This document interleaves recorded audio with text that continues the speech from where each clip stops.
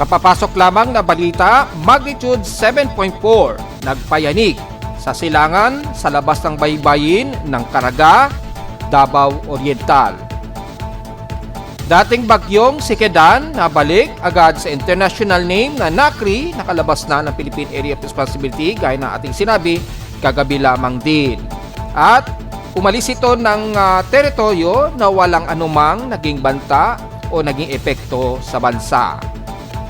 Kasabay ng malakas na lindol sa Davao Oriental, iiral ang malawakan naman na pag-ulan sa paligid ng Davao Oriental o sa silangang bahagi ng Mindanao hanggang sa may bandang kanluran. Bunsod pa rin ang umiiral na trough at intertropical convergence zone at ang bahaging kanluran ng bansa at hilagang bahagi ng Luzon makakaranas ng mga makalat-kalat ng makapag-ulan na may pagkilat at pagkulog.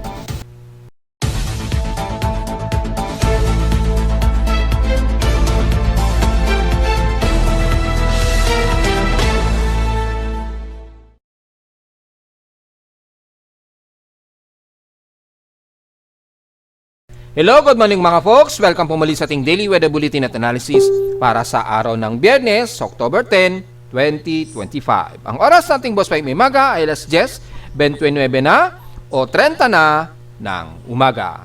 Bago ang lahat, kakapasok lang kanina mga 9:43 AM kasi, 9:49 AM if I'm not mistaken, ay nagkaroon po ng kakapasok lang na pangalawang magnitude 7 na pagyanig dito sa atin sa bansa. At kapasok lang sa ating current conditions, nag-post pa nga ako sa aking Facebook page. Yan, kung titingnan niyo po ay 9:43 AM pala. Yon, mga 9:43, 9:44 AM ay na-detect ng aking seismometer sa Caloocan ang isang magnitude 7.3. Sa USGS naman recorded magnitude 7.4. Na-monitor o nasukat ko ito sa southeast ng Bangaga or south-southeast ng Bangaga or sa silangan off coast ng Davao Oriental.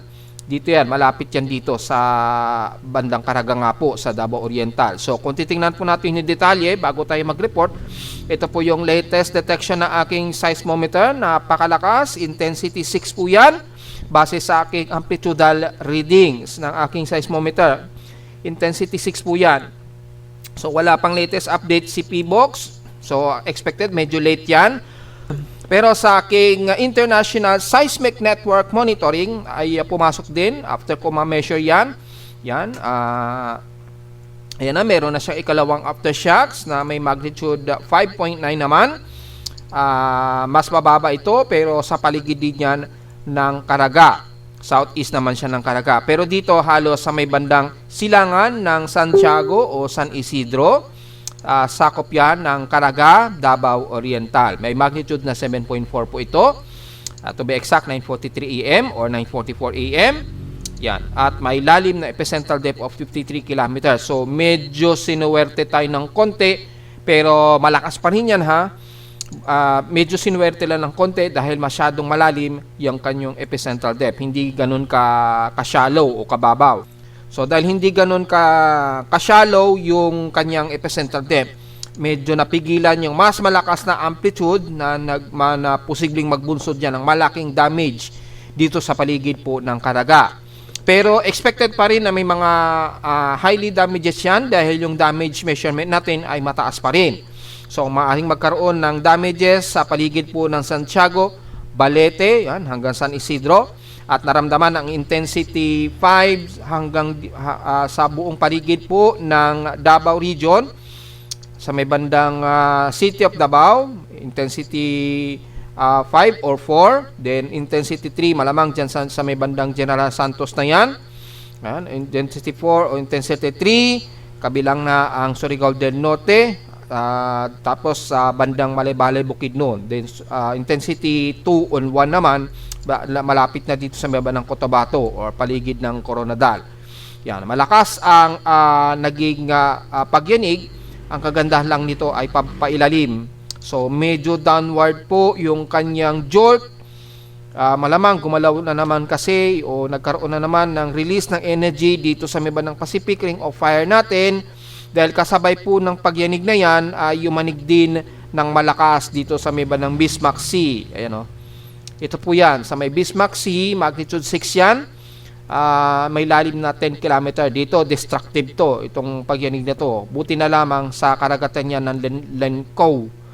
Yan, so sinabayan po yan ng mga ngayong 10:08 AM after ng malakas na magnitude 7.4 dito sa bahagi nga po ng Davao Oriental sa karagatan. So mapapansin nyo po yung pattern, ang ating Pacific Ring of Fire ay napakabuhay na buhay at napakamagalaw. Dahil kung mapapansin nyo po yung ating tectonic plates, i-activate natin yung fault lines, ay magkakadugtong po yung fault lines niyan hanggang dito sa may bandang Leyte, na kung saan gumalaw sa Bogo, Cebu, and then dito naman paligid na yung ating Philippine plate naman ay gumalaw din. Yan, yung Philippine plate po natin gumalaw din. So naipush yan malamang at nung nag-release ng malakas na energy ngayon ay nagdulot po ng malakas na magnitude 7.4. And then after nyan, malamang ay nagkaroon ng energy travel o yung transmission ng energy na nagtawid dito sa mga fault line na ito. Yan, yung fault line na yan, yung subduction thrust na yan. Mula dyan sa may bandang Ternate, bandang Indonesian fault, then dugtong-tungtong yan hanggang gumalaw na rin siguro dito sa may bandang Papua New Guinea, which is nagresulta ng isang malakas na magnitude 6 sa may bandang Bismarck Sea. So asahan natin sa paligid niyan, magsisigalawan yan. Posibleng gumalaw din ang Northern Mariana Islands or posible naman gumalaw dito sa may bandang paligid o bandang Japan. Ayan, ito yung Pacific Ring natin. Ayan, nakapaligid na yan. Yan, yung buong plate na yan. Kaya kung mapapansin nyo po ay ayan, sunod-sunod na po. Kakapasok lang sa may bandang Fiji Islands naman. Gumalaw na naman din. Magnitude 5.1 naman. So mapapansin nyo po, nagsigalawan ang mga plate mula dyan sa may bandang Philippine plate. Yan. Activate natin ulit yung fault lines. Nawala yung Nawala yung natin. I-load po natin ulit. Ayan. So sa may bandang Fiji Islands naman ang gumalaw dito. So mapapansin nyo, magalaw ang ating mga tectonic plates. Yan. So, alisto po tayo. Mapapansin nyo po, nakapaligid po yung ating Pacific Ring. Yan yung tinatawag na Pacific Ring natin. Nakapalibot yan, ha? Yan.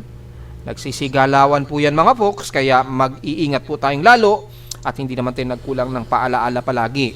At masyado pong malakas ang pagtulak ngayon ng mga subduction plates dito. Yan, subduction thrust po yan. Yan, yung Philippine plate natin na yan. So, yung subduction na yan, alam nyo naman po, ang galaw ng subduction, pailalim yan, pasalubong dito. At dito naman yung pa-opposite naman yung galaw dito. Ganyan. Dito sa may bandang Manila plate at dito naman sa may bandang Eastern Philippine plate natin. Ang galaw ng mga thrusting ng plate pailalim. So, alam nyo na po ang pattern, gumagalaw yan, pasalubong. So, ang nangyayari is naggagalawan tuloy itong mga subduction plates natin. Yan, yung subduction thrusts din yan, yung Manila plate natin. At ganon din sa may bandang Philippine plate natin sa silangan. Subduction thrust din yan. Kaya malalaman nyo po, kapag gumagalaw po yung mga plates na yan sa paligid niya, ay maaari mag-generate talaga ng mas malakas na pagyanig. So, yan po ang ating update at mag-update pa tayo maya-maya sa Facebook page regarding sa lindol na ito na kakapasok lamang. Samantala, dito naman tayo sa lagay ng panahon, makikita natin ay magiging very gloomy po tayo at maulan ang paligid ng Nodo Luzon. Maulan po tayo, kalat-kalat po yan, kabilang na ang kalurang bahagi dahil mayroong itinuturing si GMA dyan, pero shallow low pressure area lang naman yan. So, trough lang naman na maituturing yan. Nasa around 1,008 hectopascal siguro, kaya nagkaroon lamang siya ng shallow trough, kaya itinaas nila yan as low pressure area. Pero, maituturing ko lamang na tropical wave yan. At makikita nga po natin dito sa may bandang Doppler radar imagery ang malawakang pag-ulan na to, kabilang na ang bandang Aurora region at malamang magpang-abot niya sa may bandang Cagayan Valley. So expected po ang kalat-kalat na pag-ulan na may pagkidlat at pagkulog. Ingat na lamang po ha, kasi aktibo po ang mga pagkulog at pagkidlat dyan sa paligid po ng Kasiguran Aurora, kaya mag-iingat po ang lahat. Sa ating thunderstorm advisory naman, nakataas dito sa bahagi ng Visayas area. As of 10 o'clock AM po ito.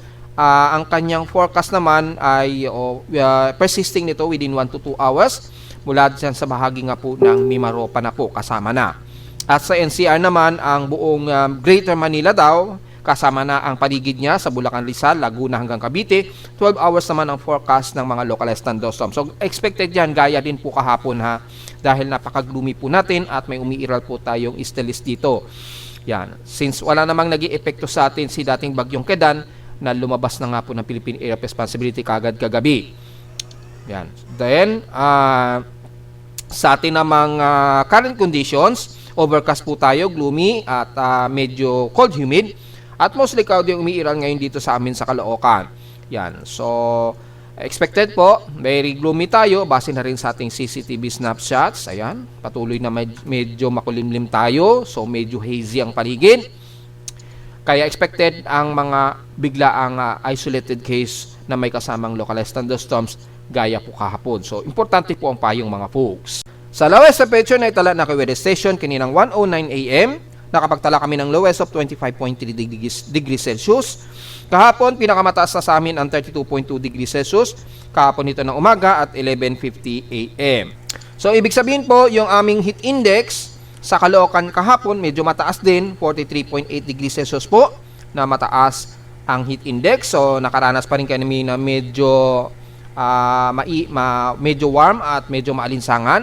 So, kung titingnan naman natin yung ating magiging heat index forecast, pero asahan natin na medyo mababa ito dahil gloomy. So, wala kaming latest heat index at mapapansin mababa lamang ang heat index namin ngayon sa Caloocan. So, napaka-gloomy po ng paligid namin. So, diretso agad tayo sa iba't ibang bahagi ng bansa. Selective lamang. Yan.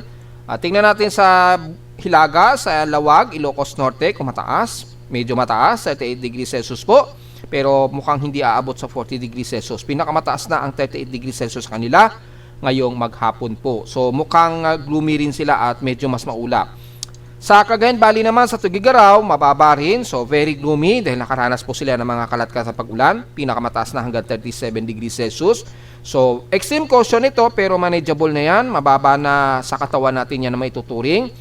Sa Santiago Isabela naman, bahagya lamang na mataas na hanggang 40 degrees Celsius po. Sa ngayon, 35 degrees Celsius, pero aabot daw ito ng 40 degrees Celsius mamayang 1 o'clock hanggang 2 o'clock PM. So, medyo maaraw sa kanila ng bahagya at medyo mataas ang kanilang heat index sa Santiago. So, magdala na lamang po ng payong just in case, pero may mga inaasahan po kayo maulap dyan at mga kalat-kalat na pag-ulan base sa forecast. Sa bandang Pangasinan naman, medyo mataas din, 38 degrees Celsius at papalo rin hanggang 40 degrees Celsius, extreme caution. So medyo manageable naman kahit papano, pero wag masyadong maliitin yung ganyang kataas na heat index. Lalo na sa mga senior natin. Kailangan pa rin po ng payong at iwasan ang ma-dehydrate. At sa bahagi naman ng Central Luzon sa Tarlac, ay makapapansin natin, bahagya lang ding mataas, 36 degrees Celsius at highest lamang ang 38 sa maghapon. So wala tayong masyado magiging komento. Medyo mababa at manageable naman ang heat index. At ito naman sa may bandang San Jose, Occidental Mindoro, ay bahagya lang din mataas. So mukhang maulap o mayroong mga pag-ulan siguro sa kanila. At since mataas po yung gloomy ng kaulapan dyan dahil meron nga shallow trough dito, yung tropical wave, tinawag na nga ni Pag-asa as shallow low pressure area, pero tropical wave lamang na ituturing ko yan, kaya asahan na mababa yan. Sa may bandang Central Visayas naman sa Cebu, tingnan natin, bahagya lang din mataas, hanggang 39 degrees Celsius ang pinakamataas sa maghapon. So mukhang gloomy lang din ang paligid. Ito automatic sa Mindanao dahil po sa presensya po ng Intertropical Convergence Zone at namumuong tropical wave dito sa may silangan ng Mindanao, kung saan ay may kakapasok lang na pagyanig na magnitude 7.4. Kay PBOX ata daw nasa magnitude 7.5. So iba-iba talaga ang computation yan, pero okay lamang po yan, nagbabari yan sa lapit ng mga seismometer sa paligid kung saan malapit yung epicenter. So normal lamang yan. Kapag ka mga long period talaga, minsan ay may decrement yan na mas mababa or mas mataas. So yung travel waves kasi niyan, yung pag-travel nung primary and secondary wave, nagbabari yan sa mga naka-install na instruments sa iba't ibang bahagi ng lugar. Kagaya na lamang sa Caloocan, imagine mo gaano kalayo yung magta-travel yung primary and secondary wave papunta dito sa NCR sa Metro Manila bago masagap ng aking seismometer. So habang nagta-travel yan, maraming resistances yan, nare-reduce po yung amplitude ng isang lindol mula ron sa pinaka-epicenter. So normal lang po yan mga folks. So sa PSX streams naman, kung tatabi natin, in past 24 hours, nangungunang hinatuan sa may pinakamataas na air temperature na 34.5 degrees Celsius at sa lowest naman sa Baguio almost stationary pero bahagyang tumaas at 17.6 degrees Celsius. Sa Inula naman, since kahapon ay nakaranas ang Clark Air Base ng 89.9 mm na total rainfall. Gaya na po ng sinabi natin, mayroon pong shallow trough kasi dyan o tropical wave sa may bandang kanluran ng Luzon. Kaya nagkaroon tayo ng malawakang pag-ulan din. Kasabay din ng easterlies at yung umiiral nga po na easterly trade wind dyan sa Silangan na tumatawid nga po dito sa Metro Manila. Kaya kahapon sa amin sa Caloocan, naka-total kami na 23.7 mm na total rainfall. So in 7 days, mahigit sa 20 mm na po kami. So October total rainfall, nasa 108.9 mm na po kami. So halos kalahati na ng October average rainfall sa amin sa Caloocan. Well, tingnan po natin kung aabutin pa ang 148 mm na difference average ng total rainfall. Samantala sa ating outside humidity, 85% po, medyo mataas ang ating concentration since walang pinagbago since last hour.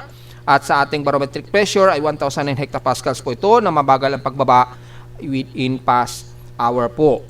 So meron po tayong patuloy na space weather po, bagamat unsettled ito, binanggit na natin 3 days ago po na maglalaro po sa at least active to unsettled. So magiging fairly naman ang ating space weather, yung ating high latitudinal high frequency conditioning band ngayong umaga, pero sa gabi mga 10 to 12 meters pa rin. Ayon dito ang magiging mahirap. Although hindi naman masyado tayo gumagamit na ng 10 to 12 meters na.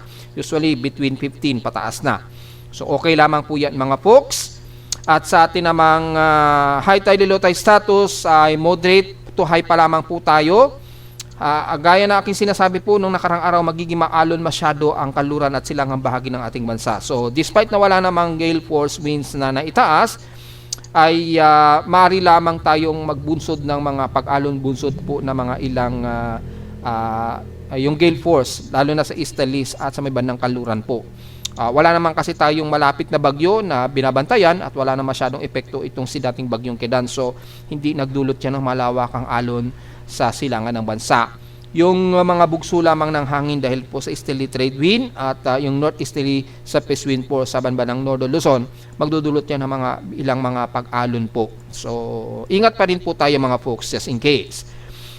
Bad air quality tayo, unhealthy po na 141 index ang ating sensitive groups. So 64.13 micrograms per cubic meter po ang taas ng ating air pollution. So medyo polluted po tayo at malamang ay may umiiral tayo na thermal inversion. So hindi masyado nakakaalpas yung ating air pollution lalo na sa mga cities kabilang na ang Metro Manila. Kaya magmas na lamang po tayo sa mga sensitibong mga baga natin lalo na sa mga may problema sa kanilang mga baga po. So mas maganda po ang magmas po tayo dahil napakataas ng ating air quality pollution. Sa ating almanac, sumikat ang haring araw kaninang 5:46 AM at lulubog po ito mamayang 5:39 PM. At sa ating moonrise and moonset, wanigibos na po at 88% eliminated. So wala pa po. At ang haring tapat pa lamang at magmo-moonrise po ito mamayang gabi pa po 8:10 PM at bukas na ng 8:36 ng umaga ito lulubog. At sa ating local weather outlook para ngayong Biyernes, so weekend na naman po, ay magiging maulap ang ating maghapon, kabilang nasa hapon po at umaga, pero asahan ng localized thunderstorms. So expected po yan ganun din bukas ng Sabado, maulap tayo dahil po sa dalawang weather systems natin na umiiral. at may mga localized thunderstorms pa rin na iira sa hapon. So parehong 100% chance ng mga pag-ulan. So since meron tayong trough ng low pressure area nga po sa may bandang southwestern Luzon area, yung tropical wave dyan. Yun. So at ilang mga surface trough nga po gaya ng developing ITCC, pero merong ilang southwesterly wind flow pa rin na umiiral dyan kahit papano. Asahan ang maulan na bahagi nga po, bunsod nga po ng ating weather systems na medyo umiiral. So makakaranas pa rin ba tayo ng matuloy-tuloy na pag-ulan sa maghapon? Yes, hanggang this coming weekdays po na darating. Base sa ating short-term weather forecast ay patuloy na magiging partially cloudy tayo at magiging maulan po ang ating lagay ng panahon hanggang this coming weekdays na darating. Anyway, highest and lowest temperature pala sa ating araw hanggang bukas, naglalaro 30 degrees Celsius at lowest temperature expected 25 degrees Celsius. So, diretso po tayo sa ating ginagamit na satellite imagery. Makikita po ang malawak na kaulapan nito, lalo na yung may tropical wave nga po tayo sa may bandang southwest na Luzon. So, asahan natin ang buong northern Luzon, kabilang na ang Aurora at dyan sa baba ng Cagayan Valley, magiging maulap at maulan po tayo, kabilang na ang Benguet hanggang Pangasinan po yan. So mostly, partly cloudy to mostly cloudy ang umiiral sa dulong bahagi ng Cagayan Valley at Ilocos Region sa Ilocos Norte. Asahan ng kalat-kata pag-ulan na may pagkilat at pagkulog pababa na yan ang bandang Quirino, Santiago, mapa Nueva Vizcaya man yan, mapa Pangasinan or Central Luzon po. So bandang San Jose po ng Nueva Ecija, pababa ng Cabanatuan hanggang dyan sa may ng Pampanga, magiging maulap at asahan ng kalat-kata pag-ulan na may pagkilat at pagkulog. Ingat na lamang sa biglaang pagbaha, just in case, tuloy-tuloy po ang malawakang pag-ulan. Dahil kung titingnan natin na heavy rain potential po, mataas ang heavy rain potential po sa Central Luzon, hanggang dyan nga po sa may bandang Mountain Province o Ifugao, kabilang na ang ilang bahagi ng Kalinga at Abra. Mula naman dito sa bahagi ng Zambales sa Kanluran, magiging maulat tayo at maulan, kalat-kalat po yan, kabilang ng Olongapo po. At mula dito sa bahagi ng Bulacan, kasama na ang Metro Manila at Calabarzon area, masyado po tayong gloomy at overcast ang panahon. Expected po ang mga isolated rain showers and localized thunderstorms, kagaya na nangyari po kahapon ha. So importante ang payong, lalo na at magra-rush hour dahil Biyernes po tayo. Rest ng South na Luzon, very gloomy at overcast po tayo, kabilang na ang buong Bicol Region. Asahan ng mga katamtaman at mga kalat-kalat na pag-ulan na may pagkilat at pagkulog sa buong Kabikulan. Rest ng Mimaropa, mga ilang moderate to heavy rain showers naman sa Mindoro, Coron, pababa na yan ng bandang Puerto Princesa. Mag-isabay ba ng Kalayaan, Cupop Islands dahil po sa umiiral na may ilang southwesterly surface wind flow dyan na magkadudulot po ng mga ilang clusterized moderate to heavy rain showers. Rest naman ng Visayas, magiging gloomy rin tayo at clusterized din ang mga moderate to heavy rain showers mula dyan sa bahagi nga po ng buong South Luzon, mula Marinduque na yan, Maparomblon, Mapamasbate, at papasok ng bandang Visayas, Mapanay Island man yan, Cebu, or Eastern Samar Region. Very gloomy po tayo at expected ang mga kalat-kata pag-ulan na may pagkilat at pagkulog po. So tuloy-tuloy lamang na mag-iingat po ang mga taga Bogo, Cebu dahil patuloy pa rin ang rescue operation daw. Hopefully, wala nang madadagdagan sa mga nasawi at asahan natin na may mga maulan po. So, importante po. Sana nabigyan na po kayo sa mga nasalanta dyan ng mga tents ng ating gobyerno dahil makakaranas po kayo ng kalat-kalat pag-ulan dyan na may pagkilat at pagkulog, kabilang na ang central ng Cebu, Bohol at bandang southern ng Negros Region. Especially sa may bandang Sipalay ng Negros Occidental, at dito naman sa may bandang Bayawan hanggang bandang Dumaguete ng Negros Oriental. Southern Leyte, very gloomy rin tayo dyan. So mga ilang maulan, kalat-kalat po hanggang katamtaman ang iiral. At pagdating sa may Mindanao, ang buong west portion sa Mindanao, mula Surigao Region hanggang dito sa Kusaan, ay mayroong magnitude 7.4 na 7.5 na lindol na naitala. Diyan sa may bandang Caraga, magiging maulan po. Moderate to heavy rain showers po and some violent po ang iiral, lalo na sa buong Davao de Oro. So kasama na ang buong Compostela Valley. At mula naman sa may bandang Bislig o Hinatuan, pababa na yan hanggang dito na yan sa may bandang Governor Generoso. Moderate to heavy rain showers and some violent po ang aasahan natin pag-ulan. At ganun din ang iiral sa buong Surigao Region and rest ng Northern Mindanao mula Agusan del Norte, Misamis Oriental, hanggang dito na yan sa may bandang Iligan. So kasama na po ang Cagayan de Oro na yan, all the way hanggang west portion sa Zamboanga Peninsula dahil sa umiiral natin na ilang Subpestap dyan na embedded ng Intertropical Convergence Zone, bagamat medyo nagsa-southwesterly ito, so medyo alanganing southwesterly trade wind o ITCC, pero ganun pa man asahan ang malawakang pakalat-kalat po na pag-ulan sa buong Zamboanga region, Sorsogon man yan, or bandang buong Davao region po.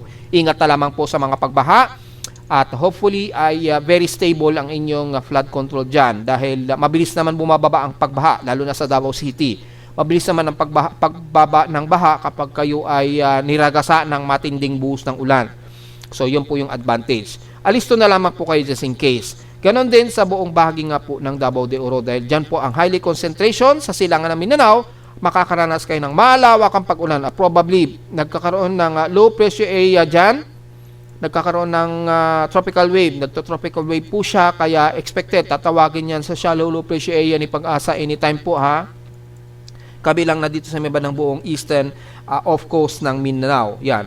Nagiging tropical wave po siya, so posibleng tawagin niya na shallow low pressure area, pero sa ngayon hindi natin nakikitaan na nagkakaroon nito ng upward low convection, pero do-double check natin kung magkakaroon siya ng mataas na convergence. Yun po yung magiging analysis at tingnan po natin yung ating mean sea level pressure at rainfall forecast ngayong araw. Well, obviously magiging maulan po ang ating araw ngayong Biyernes until this whole weekend po. Magiging maulan po tayo dahil sa ating dalawang weather systems. So since wala pa namang alas 12, since 8 to 2 p.m. naman po yung forecast ito, makikita natin ang kalat-kalat na pag-ulan sa buong bahagi ng bansa natin. Kabilang na ang bandang eastern ng Luzon hanggang south ng Luzon, at ganun din sa bandang kaluran lang southwestern Luzon at eastern portion sa Mindanao. Magiging moderate to heavy rain showers po ang mga bahagi ng yan, kabilang na ang bandang south ng Luzon nga po at Visayas. Ayan, malinaw naman po. So damay po kabilang na ang Metro Manila at Bicol region. Although sa Metro Manila, maliit pa ang portion na magkakaroon tayo ng pag-ulan. Kaya lang pagdating po mamayang hapon, alas 2 po ng hapon onwards, ay pagdating po ng mamayang hapon ay magiging malawakan po ang pag-ulan natin. Kabilang na ang Central Luzon hanggang dyan sa may bandang Mountain Province po. Ayan, may mga ilang light to moderate showers at ilang moderate to some heavy rain showers naman sa may bandang Central Luzon, kasama ang Metro Manila daw at Mimaropa area. Kalat-kalat din daw ang pag-ulan sa may bandang Bicol region, eastern at western portion sa Visayas. Moderate to heavy rain showers naman sa may bandang eastern ng Mindanao. Kabilang na ang Surigao region hanggang dyan sa may bandang Davao de Oro nga po. Ayun, nakikita natin may mga clusterized moderate to heavy rain showers. So ingat na naman po sa mga potential na pagbaha sa mga area na yan. Lalo na dito nga po sa may bandang northern part ng Luzon, sa Kanluran. Ingat na lamang po dahil asahan ang mga localized thunderstorms. Pagsapit man na mamayang gabi, 8 o'clock p.m. onwards sa puto, expected ang mga patuloy na kalat-kalat pa rin na pag-ulan mula dito sa bahagi nga po ng Northern Luzon, kabilang na ang Cagayan Valley, yan. So magiging maulan daw po kayo sa may bandang Cagayan Valley. Kabilang na ang Apayao, Ifugao, Mountain Province, hanggang dyan sa may bandang Quirino. At mula naman sa Metro Manila, magiging makalat-kalat din daw ang pag-ulan natin, ay all the way buong Southern Luzon, lalo na sa may bandang Palawan. Sa Eastern Visayas naman o Central, magiging isolated din ang mga ilang light to moderate showers hanggang sa buong bahagi nga po ng Eastern Visayas. At ganun din sa bandang Mindanao, especially Surigao region po. So magkakaroon tayo ng mga kalat-kalat na pag-ulan po na may pakilat at pagkulog sa maghapon halos. Dahil kukutin na natin yung forecast nito, very dependent po ang mga surface trap natin sa buong Pilipinas, sa paligid ng Pilipinas, lalo na sa silangang bahagi, at asahan natin na minor above average rainfall tayo sa eastern sections ng ating bansa. So silipin naman natin yung status, although huling report ko na po ito sa aking Facebook page, yung status ni dating bagyong si Kedan, international name na Nakri, dahil sandalian lang naman itong pumasok na Philippine Area of Responsibility. So mula kagabi, pumasok nga po ito ng bandang 9 p.m., di ba, kung naalala natin. At umexit din agad ito ng Philippine Area of Responsibility mga bandang 11 ng gabi. Dito umexit din kaagad sa kagabi sa ating Philippine Area of Responsibility. So tuloy-tuloy po ito na kumikilos pa prefecture ng Kagoshima. So wala na itong banta sa bansa. Pero kung susukatin natin mula sa pinakadulo ng Itbay at Batanes, ang layo niya ngayon nito as of 11 o'clock o 11:30, layong 1,258 km, northeast siya ng Itbay at Batanes. Ang oras niyan as of 11 o'clock AM nga po to. So, ang kanyang central air pressure, 1,002 hectopascals. So sa atin, nasa tropical storm category pa rin to. Ganon din sa kanyang 1 minute average na 65 km per hour at bugsong umaabot ng 84 km per hour. Sa 10 minute average niya, 57 km per hour. So pasok siya sa range ng tropical depression category at bugsong umaabot ng 74 km per hour. Napakabilis po ng kilos niya pa northwestward sa bilis na 26 km per hour. So nasa out of domain na siya ng ating bansa, so hindi na natin siya masyado concerned pa. Pero yung kanyang surface trap o yung monsoon trap, just in case, medyo makakapaghatak pa rin ng ilang kaulapan dito sa bandang katibugang bahagi niya o bandang northeastern Luzon. So magkakaroon po ng medyo accumulated water vapor dito sa may bandang northeastern Luzon na magbubunsod nga po ng mga kalat-kalat na pag-ulan ngayon na umiiral ngayon dyan po, kabilang na ang Central Luzon. Yan. At kasabay na rin ng tropical wave dito sa may bandang Timog Kanluran, kaya malawak po ang ating mga pag-ulan po na may kasamang pagkulot at pagkidlat. So expected yan, kabilang na ang buong Southern Luzon po at Metro Manila, which is finorcast natin kanina. Ayan, ito po yung actual ng satellite imagery at may tropical wave po dito sa may bandang eastern part ng Mindanao. So probably mga tatawagin ni Pag-asa yan as shallow low pressure area. Pero sa ngayon nagto-tropical wave po siya. At mula naman dito sa dating bagyong Sihalong, napaka subtropical na po siya. Yan.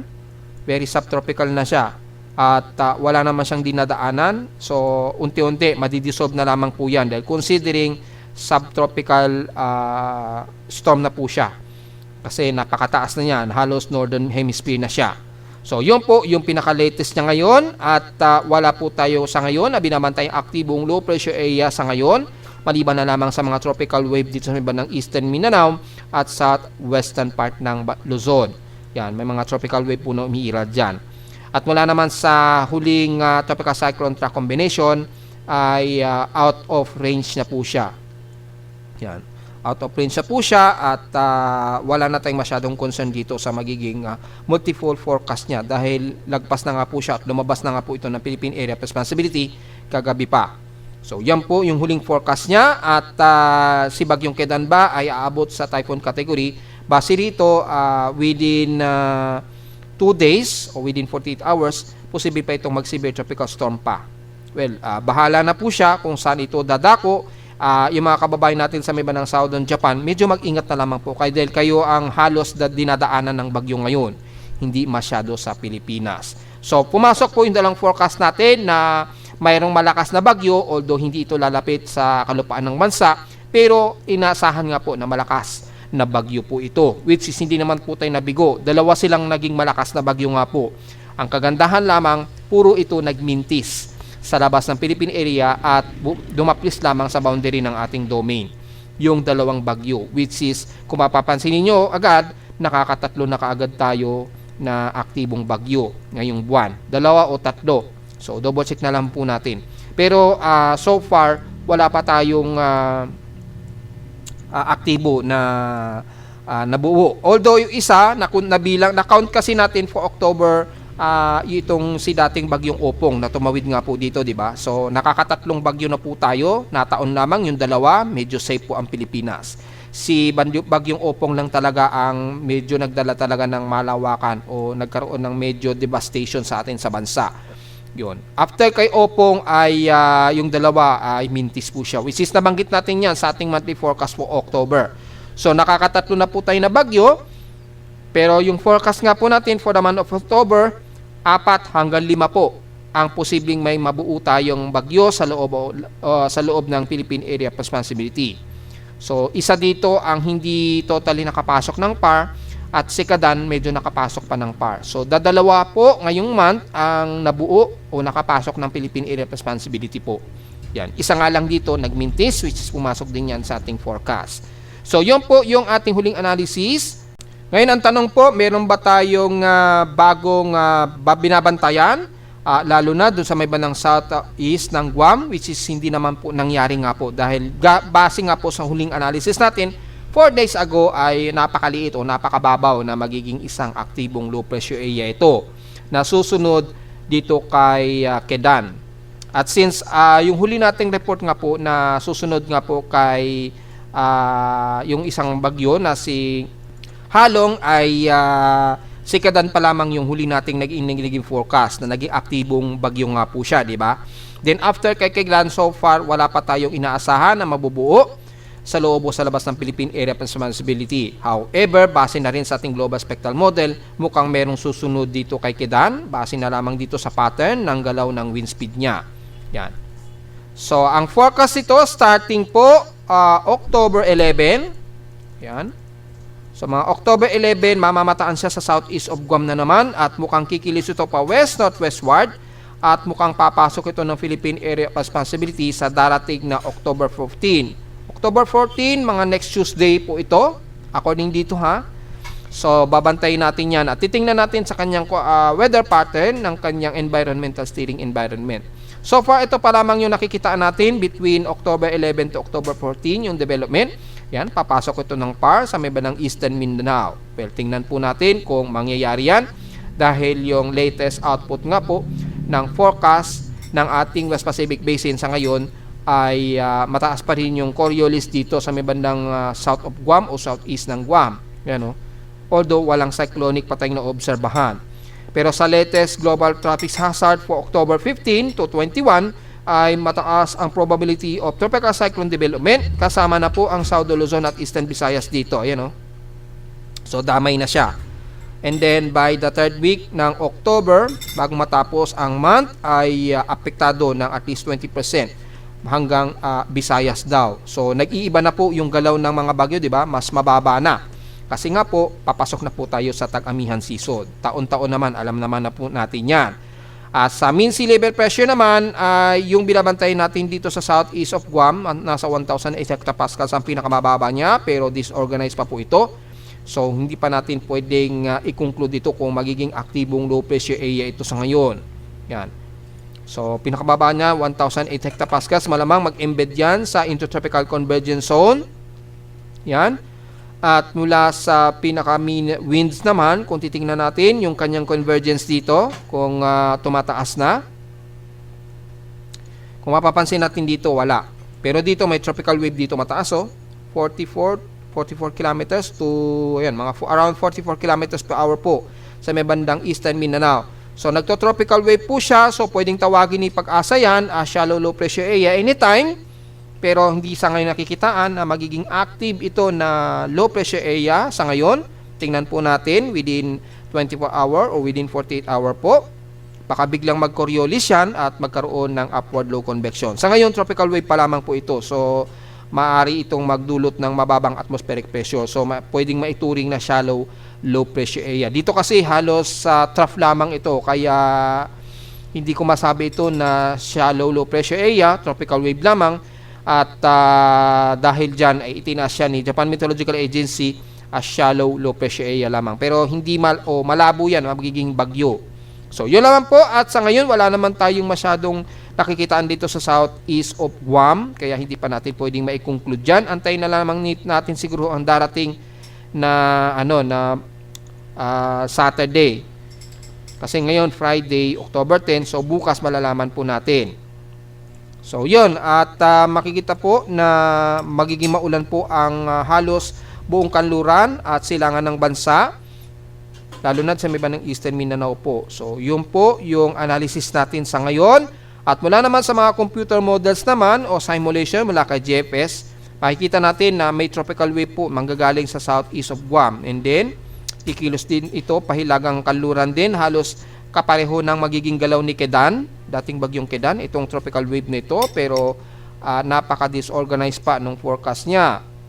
So, tingnan po natin kung mag-organize yan kay ECMWF, dahil kung titingnan natin kay ECMWF, tropical wave lang din po ang nakikitaan natin dito. At sa ngayon, wala pa tayong nakikitaan dito sa bandang southeast of Guam. Ayun, medyo tropical wave lamang nakikitaan natin sa ngayon. So, hindi pa natin makukonclude sa ngayon. Malalaman natin yan within 48-hour period. Kay NAVGEM naman, which is mas aggressive, tropical wave din ang nakikitaan dito. Yan, So, mukhang embedded lang ng ITCC. Ang nakikitaan lang natin dito kalimitan ay yung northeasterly trade at yung southwesterly trade. Pero wala tayong nakikitaan dito na bagong tropical wave na dito sa may bandang Guam or anumang low pressure area sa ngayon. So, sa ngayon ay hindi pa tayo pwedeng makapagsabi na meron tayong bagong active o kahit man lang invest sa ngayon. Na which is aktibo naman dito sa forecast ng global spectral model. Ayan o. So, kung titingnan natin yung tropical cyclone strike probability, makikita natin halos tropical wave lamang ang naka-apekto dito sa may bandang South Luzon. Kasama na ang Metro Manila, around 5 to 10% lamang. Pero yung cyclonic o anumang possible invest, sa ngayon wala tayong namamataan dito. Yan. Tingnan natin sa T120 hour period po by October 14. Tingnan natin kung mayroong kasunod. Well, base na rin dito sa ating tropical cyclone genesis ay halos wala rin. Ayun o. Pero mukhang magkakaroon ng parang low pressure area dito sa may bandang east of Vietnam. So, wala naman tayo nakikitaan dito sa may bandang south east of Guam na kagaya ng ipinapakita ng tropical global spectral model. So, hindi natin pwede pang makonclude itong pinapakitaan ng global spectral model kung ito ay mangyayari starting bukas nga po hanggang October 14. So, abang-abang na lamang po. Baka kasi sa mga susunod na mga oras, baka magkaroon na ng bagong convergence. Pero sa mean winds, wala pa rin tayo nakikitaan kasi sa ngayon. So, yun lamang po pinaka-latest natin at diretso agad tayo sa huling ulat ng lindol o doon na report na natin kanina ito. Diretso agad tayo sa historical earthquake kung nakakailang total earthquake na po tayo. So, since mayroong magnitude 7.4 o 7.5 dyan sa may bandang Davao Oriental, so bilangin naman natin ngayon yung total earthquakes na. At mukhang dalawa na ang ating megit sa magnitude 7. Pero dinigrade yata ni PBOX, kaya mukhang isa lang yata yung ating magnitude 7. Double check natin yan kung dinigrade. Ayan. Base dito sa cluster, makikita nyo sa paligid ng Bogo, Cebu, nasa 1,145 po yung clustered earthquakes dyan, yung aftershocks, ang dami. At ngayon naman, bago dito sa may bandang Davao Oriental naman, sa paligid niya, so dalawa kagad ang malakas na aftershocks, magnitude 5.2 na kaagad. Ayan o. Then, after magnitude 7.4. So, dinigrade na rin ni PBOX yung una, magnitude 7.5. Binalik na rin nila sa magnitude 7.4. So, tumugma yan dun sa measurement ng USGS Geological Survey. Yung huling record ko kasi, yung computation ko, magnitude 7.3. So, yun po yung pinaka output. At yung total earthquakes natin ngayon, lagpas na nga po tayo sa 1,350.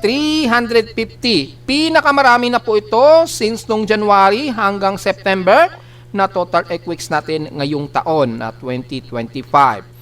So, ang month of October po ang may pinakamaraming na italang earthquake ngayon ha. So, 1,350 total earthquakes tayo. Between magnitude 2.0 po yan pataas ha. Hindi natin sinama yung magnitude 1. Dahil kung pag sinama nyo pa yung magnitude 1 dyan, example na lamang, yung magnitude 1 po natin dito ay 5,001 ang total. So, kung isasama po natin yung magnitude 1 dyan sa 5,001 na yan, alam na natin, siguro, mahigit sa 2,000 na siguro yung total earthquakes natin kung sakaling isasama natin yan. Pero, hindi ko kasi kinukonsider yan, so, starting tayo magnitude 2.0 pataas, which is nasa 1,297, yung magnitude 2.0 pataas, 47 sa magnitude 4.0 at 5 sa magnitude 5.0 pataas at isang magnitude 7. Ayan, meron tayong isang magnitude 7. So, hindi ko malaman bakit yung uli palagi yung magnitude 6 kasi is nung huling araw po ng September nga pala, no? So, nakalimutan natin. Ayan, recall natin ng September month ha. So, meron tayong magnitude 6.0, so 6.8, 6.9 yan. Yan, almost magma-magnitude 7. Yan yung huling araw ng September. Then, pagpasok naman ng October, ay mayroon tayong kauna-unahang magnitude 7.0. Yan. Pinakamalakas na to ngayong taon. Itong may magnitude 7.0 tayo. So, meron na po tayong isang magnitude 7.0. So, ngayong month of October, meron tayo isang magnitude 7.0. Kauna-unahan yan ngayong taon. Dahil kung titignan po natin dito sa ating cluster, kung alisin po natin yung mga magnitude 2, magnitude 1 hanggang magnitude 6, Ayan na po yung earthquake natin ngayong taon. Iisa pa lamang yung ating magnitude 7. Isa pa lamang. So lumalabas isa pa lamang yung ating magnitude 7. Hindi pa siya nagre-register dito eh. So malamang isa. Nakaraang taon kasi dalawang magnitude 7 ang naitala. Malamang ngayong taon nakakaisang magnitude 7.0 na tayo. So yan po yung titingnan natin. At yan pa lamang yung pinaka-latest ng total earthquakes natin sa bansa. I-restore natin tong mga to. Yan. So, again, nasa 1,350 na po yung ating total earthquakes ngayong month of October. So, magse-second week pa lamang po, ibig sabihin ay baka o posible pang umabot yan sa 2,000 earthquakes ngayong month of October. Posible pa lamang po yan ha. So, titingnan natin mga folks. Dahil masyadong magalaw o very active ngayon yung ating mga tectonic plates, mapa eastern side man yan o mapa western side. Yung Manila Trench at yung ating Philippine Trench ay masyado ngayong magalaw so far. At mapapansin natin ay magalaw maging sa maman ng Northern Luzon dahil lumindol dito nung nakaraang araw. Yan, magnitude 4.8. Hindi nga lang ganun kalakasan. Pero pagdating sa Visayas at Mindanao, sobrang malalakas ang mga naging pagyanig ngayon dyan. So mag-iingat po mga kababayan natin sa Visayas at Mindanao dahil yung ating plate dyan ay masyado pong magalaw. Yan. Sa mga nagtatanong po ay posible kayang gumalaw yung ating West Valley Fault. Well, ilang buwan ko na pong pinapaliwanag sa inyo yan. Yung ating West Valley Fault dito, pwede o anytime pong gumalaw talaga yan dahil lagpas na 400 years na hindi pa gumagalaw yung West Valley Fault natin. So overdue na po. So always isipin natin anytime moment o anytime soon po bigla na lamang pong gagalaw yan. Pipitik na lang yan bigla. Dahil mahigit na po sa 400 years na hindi pa po gumagalaw ang ating West Valley Fault. So yun po yung pinakapaliwanag natin dyan ha. At hopefully makapagpepe po tayo dahil marami na po mga statistics kapag gumalaw yung West Valley Fault ay estimated more than 180,000 katao daw ang masasawi sa Metro Manila, yung paligid na ng Metro Manila na yan. So expected na po natin na mangyayari na at napakarami o almost wipe out ang ating mga structure sa buong Metro Manila, halos wipe out. Kaya yan yung mga lumalabas sa mga ibang statistics po Kaya mag-ready po tayo anytime. Hindi talaga natin nape-predict kung kailan po mangyayari yung paggalaw ng ating West Valley Fault. Pero yung magiging pinsala nito ay napaka destructive talaga at halos genocide ang magagawa nitong pagsawi sa mga tao, sa mga mamamayan natin sa Metro Manila. So yun lang po ang medyo malinaw dyan mga folks, na which is kailangan nating paghandaan. At narito naman ating 3-day weather forecast para sa araw ng Biyernes, October 10, 2025.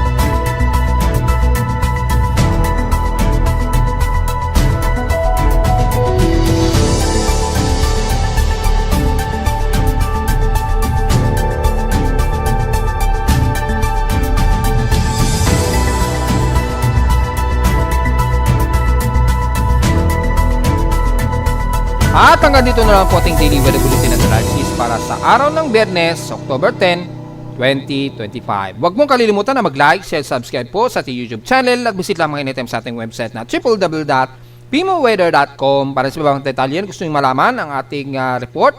Although nakahabol tayo sa report sa ulat lindol, sana mag-iingat pa rin po ang lahat dyan sa paligid ng Davao Oriental. At visit lamang sa ating website sa gusto malaman pa rin ang detalye mula sa reading ng aking aparato sa Caloocan, lalo na sa lagay ng lindol ngayon. At sa mga ibang data feeds mula sa aking weather station dito sa Caloocan at sa data feeds mula sa iba't ibang mga weather agencies. Maraming salamat po mga folks and happy weekend po at mag-iingat po tayong lahat ngayong araw.